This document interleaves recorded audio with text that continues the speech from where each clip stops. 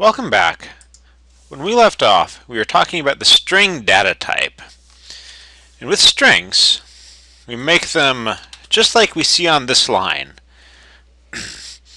where we start by using something like string name to declare our variable that creates it, that reserves space in memory, which in this case we're going to call name. And then using the assignment operator, we give it a value. In this case, our value is Throckmorton, and since we're talking about strings, we put that into double quotes. We've got a quotation mark at the beginning and a quotation mark at the end, followed by a semicolon. So that's how strings work. In all cases, we've got the declaration, the initialization, which is just giving it an initial value, and then the usage down below. The other data type that we're going to start off with is the integer. Now, integers have, which we preface with int, hold a whole number, like an integer, between negative 2 to the 31st and positive 2 to the 31st minus 1, which is a bit less than negative 2 billion and a bit more than positive 2 billion. With integers, these numbers act like numbers, which is to say that we can do math with them. And we'll see that here on this next slide. When we make integers, we do almost the same thing. We give it the type. We declare that it's an integer type. We give our variable a name, in this case number 1, number 2, and number 3, that we can name it whatever we want. And then after that, we give it an initial value. Now you don't have to do the initial value at the same time that you declare your integer. You don't have to initialize at the same time you declare, but it's usually good practice. And I'll show you both ways as we go along. So let's look back at our code. Let's see if we can put this in action. So we've got this hello world going on, and we also print out the phrase Throckmorton, which is, I believe, the name of an ill-fated physicist in a series of comics or cartoons from a long time ago. Let's make some integers as well. In this case, we're going to make an integer, which we'll call number 1. And we're going to give this the value of 89. We'll put a semicolon at the end. And again, when we make this, we're giving it a type. And when we give it a type, we do all that declaration right off. And then we give it a value. And that's called the initialization. It's the initial value. And if we want to, every time that we use our number 1 after this, we don't need to worry about declaring it. We don't need to worry about giving it a type. That type is baked into the integer. Instead, we can say things like, now it is equal to 71. Or now it is equal to negative 1071, if we felt so inclined. And then we can print it too. System.out.println number 1. We can do this pretty easily. And if we want to even, we can make another number, and an integer called number 2. And this one, maybe we give it the value of positive 1080. We don't need that positive in there. That was a mistake on my part. And then we could even, if we're feeling so inclined, add these things together. So you can say number 1 plus number 1 plus number 2. And the result of that addition, which will be positive 9, will get printed to the screen. We can do all of these things, and it works out pretty okay. And the thing that I want you to recognize right now is that the first time that we create a variable, we give it whatever name we want. In this case, we've got variables named number 1, number 2, and name. We give each of those a type right at the time that we declare it, and then, in a lot of cases, we'll give it an initial value, though we don't have to. And also, that initial value isn't permanent unless we make this a final variable. We won't talk about those for a few weeks. It's a temporary thing, and we can change it, as we see here. Finally, we can, if we feel so inclined, use these values by referring to the space in memory where they're being held, which is to say by referring to the variable name, as we see in this line and in this line. Let's compile and see what we get. We'll go javac hello world.java. That'll create our .class file, and then java hello world. And we see that value, that word, isn't printed directly. We print the variable that holds it. The same thing for these two lines of code. We don't print, in quotation marks, -1071 directly. We print the number, and we do that by referring to the place in memory where it's kept. That is to say, by referring to the variable. Same thing with this 9.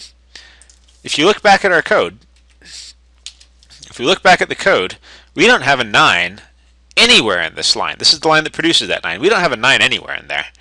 Instead, what we have is the result of one number plus another number, which we know from basic arithmetic is going to give us positive 9. This is just some, a very, very small portion of the power of variables. And the really nice thing that we'll be able to do before too long is use these variables as placeholders for some pretty complex interactions. And the nice thing that we'll be able to do here in just a few minutes is use these variables as places to store information that we get from the user. I want to show you one last thing,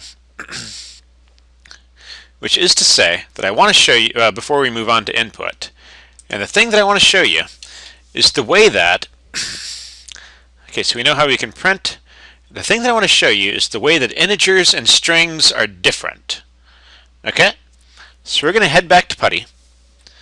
We're going to get rid of a whole bunch of lines of code. And that'll be alright. We're going to leave this hello world. It's nice to have that greeting here. So I'm going to make an int number 1, which will equal 10. I'll make a string called num1, which we're going to set equal to 10 in quotation marks. Remember, this first one, that's a number. This one is treated just like some text. And then we're going to make an int number 2, which will be equal to 5, and then a string num2, which is going to be equal to, in quotation marks, 5. Okay? And we're going to do two print statements.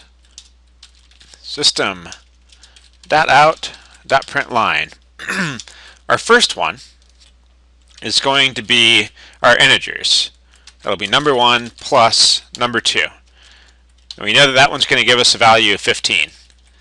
And we can even, if we're feeling so inclined, system.out.println integer addition with the plus sign. And our next one, that system.out.println, this is going to be string addition. We're going to put a question mark here because we're not quite sure how it works, also with the plus sign.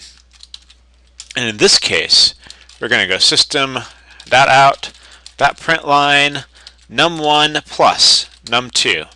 We're going to see some interesting interactions here. We're going to see some interesting interactions. That's going to be the fun part. I'll just add a new line right into that. The first one, we should get a 15. But with the second one, we're not entirely sure yet just what's going to happen. And that's all right. We'll figure it out here in just a second by compiling and then running. Okay, so this is interesting. So with our integer addition, we get a 15. But with our string addition, we get a 105. Now we know that 10 plus 5 in math is never ever ever going to give you a 105 unless math breaks. We know that. What happens in this case, when you put a bunch of strings together using this plus operator, we do what's called string concatenation, which takes the first string and sticks it right next to, just to the left of, the next string, and the next string, and so on. Just sticks them all together right next to each other. And so this is the difference. This is the difference here between these types. With our integers, up here, when we add these together, that looks like flat-out addition. With our strings, though, when we try to add strings together, instead of doing addition, what we have is concatenation, which is to say that our strings just get all stuck together without any gap between them. And this is a thing that's going to ultimately be pretty useful to us. Right now, we're not going to worry too much about it. The thing that I want you to recognize right now with variables, we have 3 steps. We have the declaration.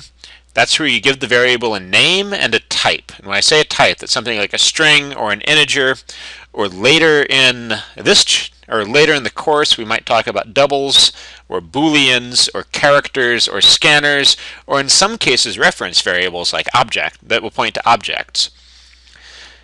We initialize our variables, which is to say that we give them a starting value and then we can use them. And I'll show you a little bit later what happens when you try to use a variable without a starting value, and I'll also show you what happens when you try to use a variable without even ever creating it, without declaring it. We'll talk about those errors a little bit later in today's lectures. The last thing that we're going to talk about here in this particular one, before we move on, is that your variable names have some specific rules that they have to follow. The first one is that they absolutely have to start with a letter, a currency symbol like a $sign or a £sign, or an underscore. They can't start with numbers, and they can't start with any other symbol. That's just how strings work. That's how variable names work. Generally, your variable names are going to start with a lowercase letter. Class names always start with an uppercase letter. Variable names almost always start with a lowercase letter. And the reason we do this is to make sure that when we're looking at code, we can very quickly tell what's a class and what's a variable. Now, your variable names can have numbers if you want, but they're not allowed to start with numbers. That is to say that if you have any numbers, they're not allowed to be the first letter. In your variable name, it can contain letters, both uppercase and lowercase. It can contain numbers, it can contain currency symbols, and it can contain underscores. And with the exception of numbers, any of those symbols can happen anywhere in your variable.